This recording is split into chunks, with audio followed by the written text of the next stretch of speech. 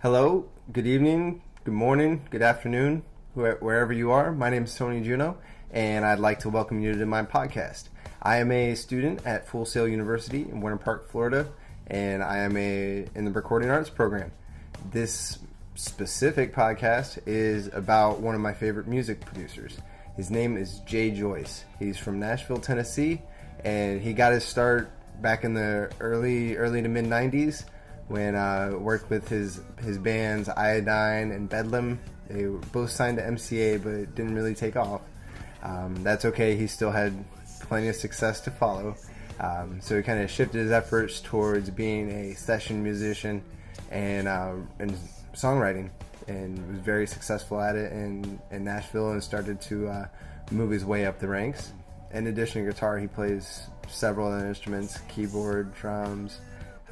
You name it, he can fill in if he needs to, which I kind of like that skill set, to be able to fill in whatever gap artist brings for you. A few of the bigger names that he did work for include Macy Gray, Iggy Pop, and the Wallflowers. During the late 90s, he started to shift his focus from doing session work and songwriting towards producing. One of his first big productions was Patty Griffin with Flaming Red, which is a pretty cool album. Came out around '98, and that was his first big credit, and his name list started to roll from there.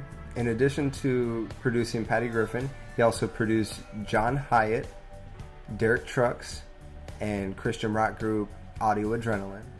Recently, Joyce has opened up another studio of his. He's moved out of his old one, which was kind of in his home. He lived upstairs, and it was in a house, but it was mostly a studio.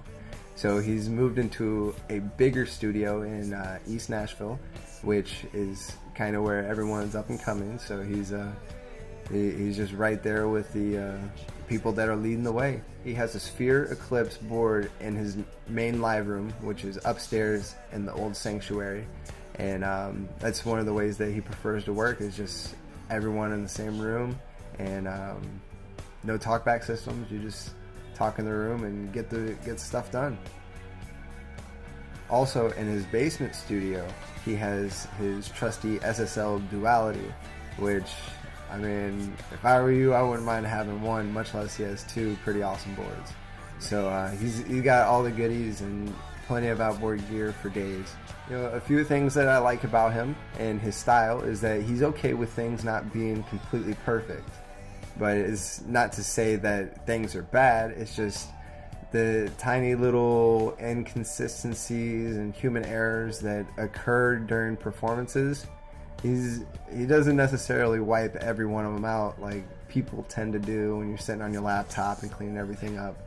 So I like that attitude that he has towards just taking what he has and rolling with it and making it sound good. So he'll go into recording studios with no pre-production. And when he worked on the Wallflowers album, Jacob Dylan came in with some lyrics, but that was it. They just started recording, and they were done in about a month. So I think it's pretty cool that he's able to kind of take all these challenges in stride and not make them into a big deal, but make them sound good, and just letting things flow the way they're supposed to. Well, that's it. Thanks a lot for listening. I appreciate it, and hope you learned a little something today. Have a good one.